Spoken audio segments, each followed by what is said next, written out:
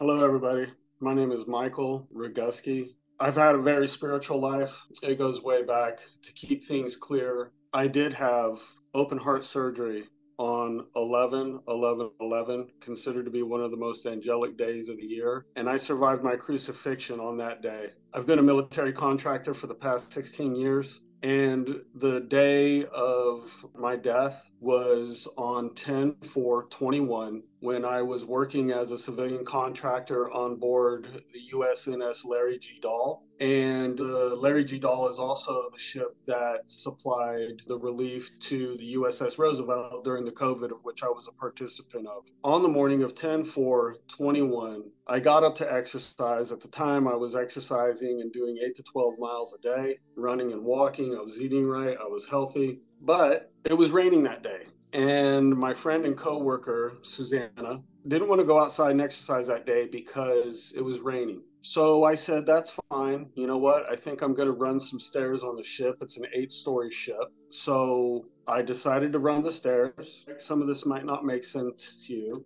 but I ran from B deck down to F deck and turned around and started my way back up the stairwell. I began to have a feeling and a sensation of low blood sugar. And I thought, well, maybe you need to get something to eat, this feeling of low blood sugar. So I began making my way to the elevator that's on the ship to go to my stateroom and get a snack or something to bring my sugar level up. While I'm riding in the elevator, I began to break out in a sweat, which is common with low blood sugar. And as I exited the elevator is when I began to have your regular symptoms of a heart attack, the squeezing of the chest, the hard to breathe. And this is happening as I'm making my way to the stateroom.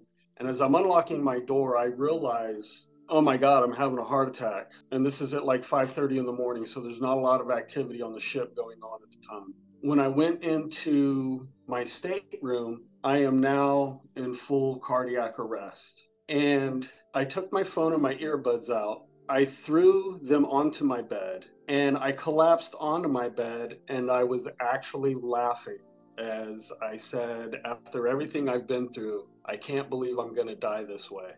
When I rebounded off of the bed, I completely left my body. Unlike when I had my open heart surgery, when I had my out of body experience then, I came through and I was consciously aware that I was still in this world and saw myself in the nursing staff in post-op surgery, and I entered back into my body and began my recovery. But in this case, I was no longer associated with the earth whatsoever. I found myself a part of the universe. It is hard for me to put into the common tongue what exactly took place, but what I can say is that a higher version of myself was met by two other energies, one male, one female, yin, yang, positive, negative, heaven, hell, however you want to describe it. These higher energies and the higher energy that myself were not communicating as we are now through voice, tongue. Everything was associated with just knowing what I was saying and understanding who and what they were, the higher power. As we're in the universe, a pinpoint began to move towards us. And as the pinpoint began to move towards us, the female energy said, this one again. And the higher version of myself said, it's always been my favorite. And the male energy said, I kind of like it as well. And it developed into a blooming, beautiful garden with ancient marble steps leading up to a platform with a half moon black granite half circle, and water was rolling down the front of it, infinity pool style. And the steps that led up to this platform had two stairwells going behind the half moon black granite pedestal. It was bigger than monolithic. And if you go to the left, you come back to the physical world. And if you go to the right, you ascend. And I was given a choice as to how I wanted to proceed. And it's at this time in which I began to see a version of myself in physical form, still well aware that I am not in my body. The female energy said, I can agree that the choice is always made clear, whether you return and learn, or to the right you ascend. And suddenly there was a version of myself with a long beard and these tattoos that looked at me, looking at me, saying, it's time to choose. And so immediately I began to make my way to the right side to ascend. And I could see myself running up the side of these steps gleefully. I was happy that I was moving on. And just as I was taking the stairwell around the side of this monolithic structure to ascension, the voice of my mother came through, and she said my name, not angrily, not giddy, but in that manner when you say your child's name in an effort to get their attention. And she said, Michael. And it's the only thing that stopped me. I turned back around and I came down and I said, Mom, I'm so happy to hear your voice. I've seen your signs on earth. I've been waiting to hear your voice. I'm just so happy to hear your voice. And at that moment, it became clear to me what my mother was trying to say to me, that I needed to be here for my family. The realization of the loss and the grief that would happen if I chose to ascend at this time would be very traumatic and overwhelming for my family. And at that point in time, I made a conscious decision to come back. I don't remember getting my phone. I don't remember crawling out of my stateroom. And this span lasted anywhere from 10 to 15 minutes that I was out in this time. However, it was a very long time, or there was no time. There wasn't any time.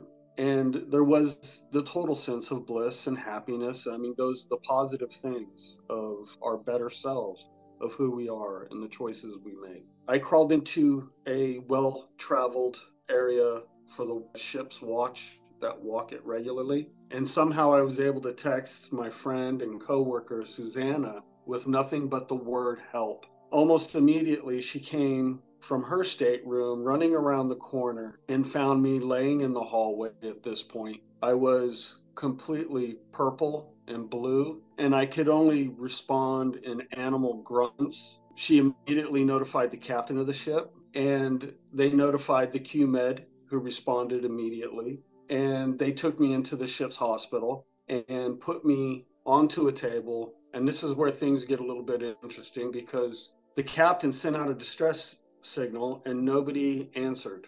So nobody continued to answer the phone for 3 hours. For 3 hours, I clung to life, drifting in and out of consciousness, coming back multiple times, experiencing several different realities, almost as if I was dialing in and tuning in to come back to this one. And at one point, I did wake up in the bowels of a wooden ship with a captain and a ship's doctor speaking perfect Castilian Spanish, which I don't know, but I understood it. And the captain turned and looked at the sawbones on the boat and said, is he going to make it? And the doctor responded, I don't think he'll last throughout the night, sir. I came to again when the captain came down and said, Mike, unfortunately, nobody has been responding, and I have to make a hard decision. We're going to have to lower you by crane onto a water taxi and take you to the hospital on Saipan. I love the people of Saipan, but their medical facility does not have the capability to respond to the type of situation that I was in. And this is when my coworkers and shipmates really began to come by the hospital and said, hey, we're going to pray for you. It was basically knowing that I wasn't going to make it. And I had to come to terms and accept that. So they loaded me onto a carrier. They took me outside in the rain. They were getting ready to lower me onto the water taxi when Captain Thompson came back down again and said, Mike, wait. She said, they finally answered, but the problem is they're not going to arrive for another 45 minutes. So that's now going to make it 4 hours from the time of incident to the time in which they were going to arrive. And I said, well, Captain, I've waited this long. I think I can wait a little longer. So another 45 minutes went by, and finally the Navy responded by helo and airlifted me to the Naval Hospital in Guam. And this is where some of your divine timelines and things that, you can't say are a coincidence. Within 20 minutes of me landing in Guam, I could see the naval doctor looking nervously at my EKG. They had me all hooked up at this time. Looking at my EKG, asking me questions, I relayed to him what happened, and he said, that's impossible. terrible. You should have never woken up. He's chewing his gum, looking at my EKG screen, and the situation's dire. My heartbeat began to slow again a second time. And slowly, this is the point in which the classic tunnel vision that people talk about, what appeared to be the curl of a wave, the circle, the tunnel, began to collapse and zoom into my reality of I'm dying and I'm going to leave. And I said to myself, Michael, you've made it this far. You're a survivor and you need to come back and stay here for my wife and my children. I could hear the doctors and nurses clamoring frantically to get me whatever dose of medication that it was. It's a medication that isn't really used anymore, but it's like liquid Drano to remove blood clots from your arteries, and also a shot of adrenaline to boost your heartbeat. And at the same time, as I'm inside myself saying, fight to stay here, they administered this medication. And I literally about sat up and came off of the table. I was 100% back in my body with all of these memories. I wish that I could fully describe using this language in this time and place to really give the idea of what that out-of-body experience was like, of death, meeting death on his playing field. And I've met death before and have beat him. And I realized then and there, I'm still here. I'm totally fine. I could have gotten up off of the table right then and there and walked out of that room. And the naval doctors even were amazed at just how fast I recovered like that. My experience didn't include anything that was related to religion. My experience was not just something that I already knew, that past lives do exist. There is something more. My testimony is not any greater or lesser than anybody else's. It just happens to be mine. But the one thing that was different, that associated religion to my experience, was the fact that when I came back into this plane of existence, I knew the entire Gospel of John by heart. Now, I have, of course, in my past done some Bible study and attended some services, but when I say I knew the Gospel of John word for word, I meant it. My 2-year anniversary just passed, and as more and more of the memory of the full story of the Gospel of John went away, there are 3 parts of it that forever are etched in my mind. And one of them is when Jesus was speaking to Nicodemus, a member of the Pharisees, at the Passover, in which, after Jesus described about being born again of the Spirit, Jesus said to Nicodemus, "We, not I, report what we have seen and heard, yet none of you will receive our message." The other part that is etched in my mind is when Jesus is speaking to the woman at Jacob's well, which I've been to these places too. I've spent a lot of time in Israel, gracefully.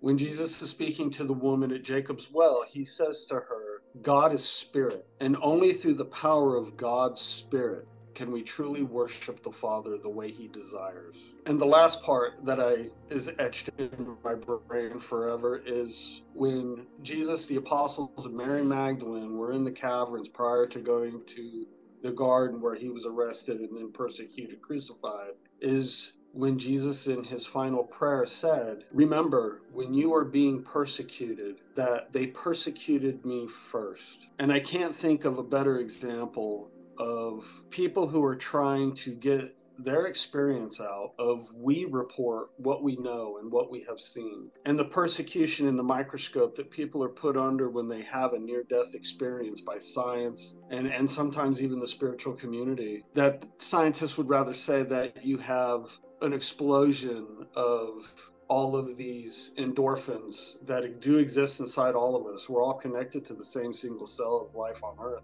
That all these endorphins release, and that's what causes these massive hallucinations, as they would say. And some of your people, even in the spiritual community, is that death is the ultimate orgasm. And, you know, I can't testify to that. I can only testify to what I know, and what some of the experiences that are very similar to my own by other NDE reporters, survivors. I live my life now only in the moment. I focus now on doing mosaic artwork of different places that I've been to in the world. I focus on being a part of a spiritual community of like-minded people, spreading peace, light, and love. And I give that to everybody freely. I'm a well-disciplined physical and spiritual warrior. I cannot tell you how absolutely happy I still am to be a part of this life and to be able to look at the people I love without screaming it through the veil, hoping that they hear me. I've always had a deep, beautiful connection with nature, and nature has always been the way in which my guardian angels, my spirits, show themselves. There's a lot more that I'd like to be able to describe and say about spirituality and messages, but I think that is my story. Whatever you vividly imagine, ardently desire, sincerely believe in, enthusiastically act upon, must inevitably come to pass. And I can prove that by the power of positive thinking, of being able to ride 1,800 pounds of a raging bull. And I was really successful at it. And as, of course, as a former United States Marine, my honor and integrity are intact, that I'm telling you the truth of my experience. So thank you very much for this golden opportunity. Peace, light, and love. And if you're watching this and you're looking for hope, I don't know you. You can't see me, but I want you to know that I love you. I want you to know that there are many people around you who love you. And no matter how dark your depression is, no matter how bad your anxiety is, at any given moment, you can decide to change and be a better version of yourself to the people that you love in your life. You are important. You do matter. Thank you very much.